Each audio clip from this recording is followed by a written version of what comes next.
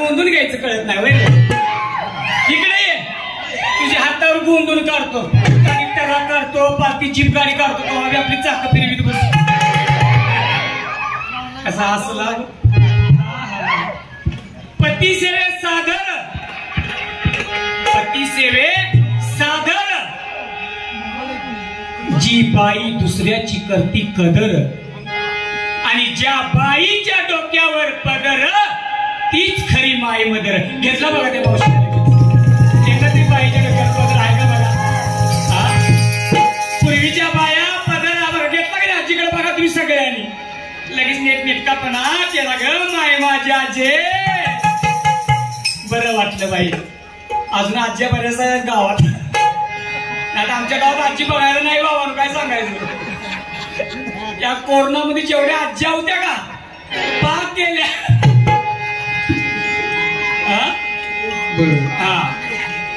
बुरगुंडा म्हणजे या ईश्वराचं ज्ञान या चराचराचं ज्ञान या निर्गुण निराकाराचं ज्ञान आपण जन्माला का आलो कशासाठी आलो ह्याचं ज्ञान म्हणून एकनाथ महाराजांनी त्या काळावरी कीर्तन प्रवचन करत असताना कोणीही येत नव्हतं म्हणून तिने एक शक्कल लढवली की आपण स्वतः साडी घालून लोकांना भारूड आणि कीर्तन सांगावे आणि ह्याच माध्यमातून लोकांचं परिवर्तन झालं म्हणून एकनाथ महाराजांनी लिहिलं भारूड बुरगुंडा आणि बय तुला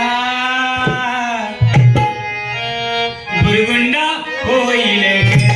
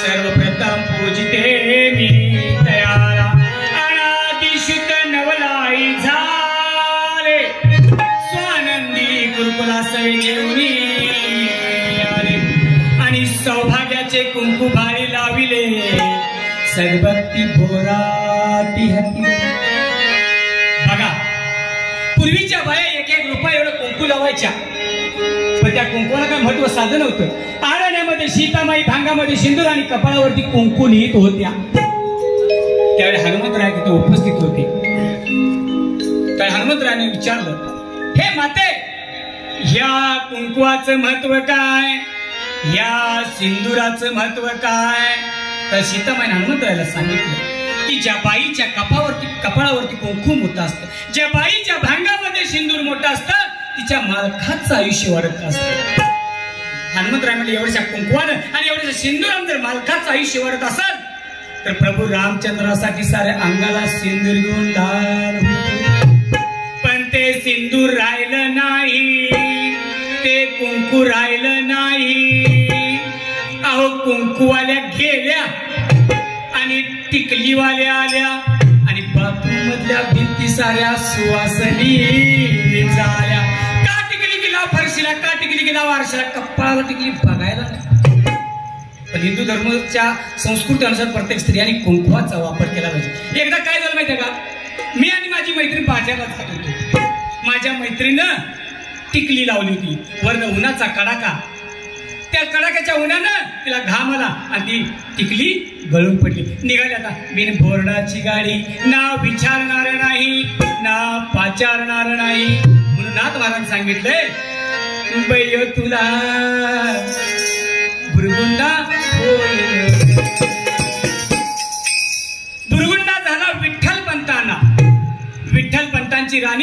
मातेला ज्ञानदेव उद्राशी आला आणि ज्ञानेश्वरी ग्रंथ तयार लिहिला. वयाच्या 16 वर्षी ज्ञानेश्वरी माऊलीने ज्ञानेश्वरी हा ग्रंथ लिहिला. वयाच्या 16व्या वर्षी ज्ञानेश्वरी माऊली ज्ञानेश्वरी हा ग्रंथ लिहिला. 9027 ओव्या लिहिल्या. 9027 ओव्या. छत्रपती शिवरायांनी वयाच्या 16 वर्षी स्वराज्याची स्थापना केली. अवघ्या 16 वर्षी स्वामी विवेकानंदांनी भारत भ्रमण केलं. अवघ्या 16 वर्षी शंकराचार्यांनी शंकर भाष्य लिहिलं. पण अलीकडली लेकरं 16 वर्ष लागली काय म्हणतात, अहो 16 वर्ष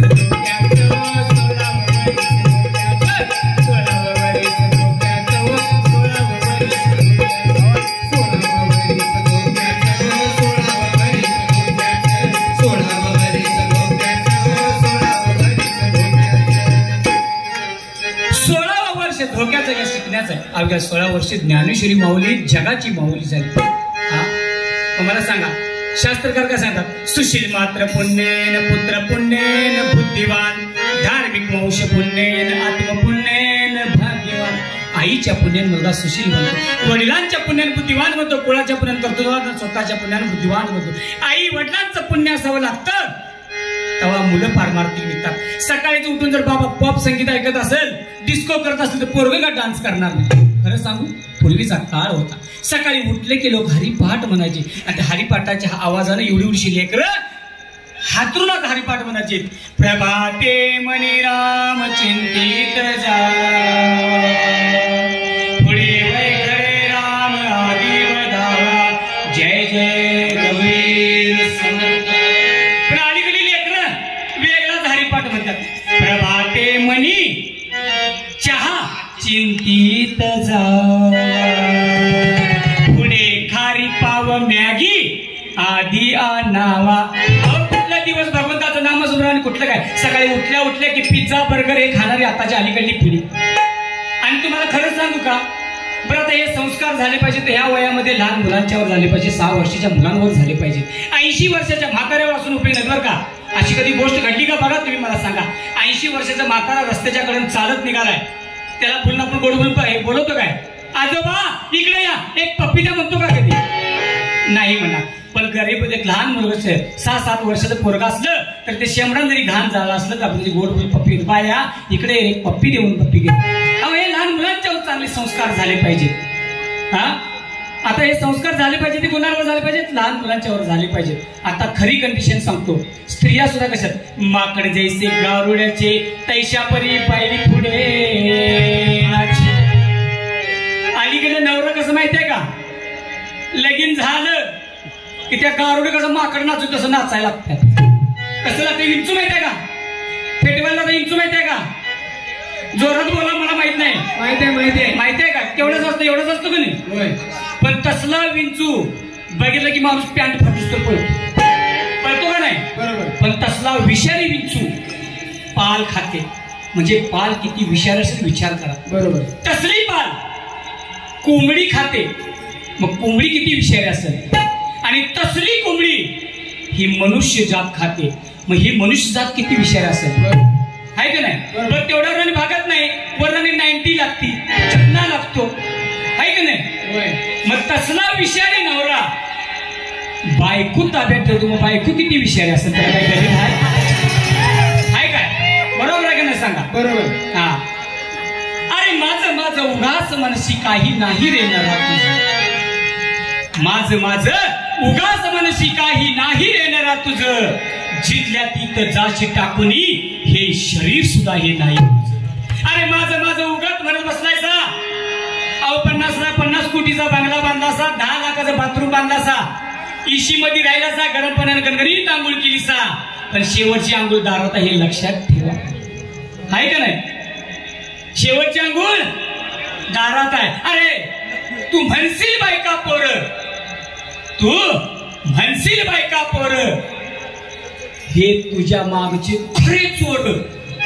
आणि तू मेल्यावर तुझं घर गावाच्या बाहेर आहे. लक्षात ठेवा. आपला आत्म शेवट आपलं काही नाही, लक्षात ठेवा. अहो घर स्वतःच नाही, स्वतःची बायका पोरं नाही, कुणी नाही, हे लक्षात ठेवा. आज खरं सांगू, आम्ही कार्यक्रमाच्या माध्यमातून बऱ्याच ठिकाणी आम्ही वृद्धाश्रमांना भेट दिल्या. तिथल्या प्रत्येक वृद्धाला आम्ही विचारून बघितलंय की तुमचा मुलगा काय करतोय. तिथला प्रत्येक गुरु आम्हाला सांगतो की माझा मुलगा डॉक्टर आहे, माझा मुलगा इंजिनियर आहे, माझा मुलगा वकील आहे. पण तिथला एकही आम्हाला उलटून असं सांगितलं नाही की माझा मुलगा अडाणी शेतकरी आहे. कारण शेतकऱ्याची मुलं आई वडिलांना अनाथ आश्रममध्ये पाठवत नाही, ही वस्तुस्थिती आहे.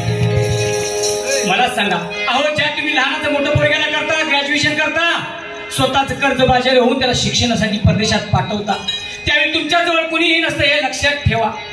तो पैशामध्ये गुंतलेला असतो. अहो त्याला 50-50 लाखाची गाडी घेऊन फिरतो, 50-50 हजारचं कुत्रं घेऊन फिरतो, त्याला महिन्यात 10 आणि 20-20 हजार रुपयाचं खायला घालतो. पण स्वतःच्या आई वडिलांना खेडेगावात बिचारे त्याची वाट बघतात, त्यांच्या अक्षरच्या वाट बघून बघून डोळे गेलं. पण त्या पोरगा यायचं नाव सुद्धा काढत नाही. अहो 20-20 हजार रुपये त्या कुत्र्याला घालतं, आणि त्या कुत्र्याला किती जरी घातलं तर तुम्हाला कधी ना कधीतरी चावणार हे लक्षात ठेवा. पण आई वडिलांना तुम्ही कितीही मारा, कितीही जोडपा, कितीही वेगळे ठेवा, कितीही त्रास द्या, मरेपर्यंत तुम्हाला फक्त आशीर्वादच देणार हे लक्षात ठेवा. म्हणून एक विनंती आहे की प्रत्येक पुरुषानं आई वडिलांचा आदर करा. अहो जगाला दाखवण्यासाठी तीर्थस्नान करू नका, पंढरपूर वाशी कुठं करू नका. अहो खरेच परमेश्वर जर बघायचं असेल तर आई वडिलांमध्ये बघा, त्यांनी जन्म तुम्हाला दिला हे लक्षात ठेवा. अरे जगाचे सगळेच तीर्थस्नान करत 100 जन्म घेतले तर तीर्थस्नान संपणार नाही हे लक्षात ठेवा. तुम्हाला एकदाच तीर्थस्नान करायचं असेल, अशा हजारो नद्या पास करून तीर्थस्नान कधी होत नसतात. तुमचं शरीर स्वच्छ होऊ शकतं पण तुमचा आत्मा कधी स्वच्छ होणार नाही हे लक्षात ठेवा. म्हणून आई वडिलांची सेवा करा. आजची जर परिस्थिती बघितली, बहीण भावाला तुटली, भाऊ बहिणीला तुटला, आई पोरांना म्हणजे पोरण नातवांना सुद्धा हात लावायची परवानगी घ्यावी लागते. आज एवढी आज वाईट परिस्थिती ही फक्त प्रॉपर्टी म्हणून लक्षात ठेवा. म्हणून एक लक्षात ठेवा, आज 99% स्त्रिया आपल्या आई वडिलांना सांभाळतात आणि पोरं त्यांना अनाथ आश्रममध्ये पाठवतात. काय वेळ आहे बघा तुम्ही, आणि ही प्रत्येकावर वेळ येणार आहे लक्षात ठेवा. त्यासाठी एकनाथ महाराजांनी भारून लिहून ठेवलं, गांजा वांजा पिऊ नको रे दारिद्र्य संसार येईल त्याने सेनामणी लावा, हरिनामाचे व्यसन आठवा विगुण भगवंताचे. व्यसनाच्या आरी जाऊ नको. जर व्यसन लावायचं असेल रे भगवंताचं नामस्मरणाचं लाव, जेणे तुला मुक्ती मिळेल. 184 जीव येणे तो माणसाचा जन्म एकदा आणि हा शेवटचा जन्म आहे लक्षात ठेवा. तुम्ही 7 जन्म नवरे मिळत नाही, त्या कारण पहिल्या जन्मातच नवऱ्या बायकांनी कटाळ्यात लक्षात ठेवा. त्यामुळे 7 जन्म मिळतील याची गॅरंटी सोडून द्या आणि भगवंताचं नामस्मरण करून घ्या. म्हणून नाथ मला सांगून गेले, बय तुला भुरगुंडा होईल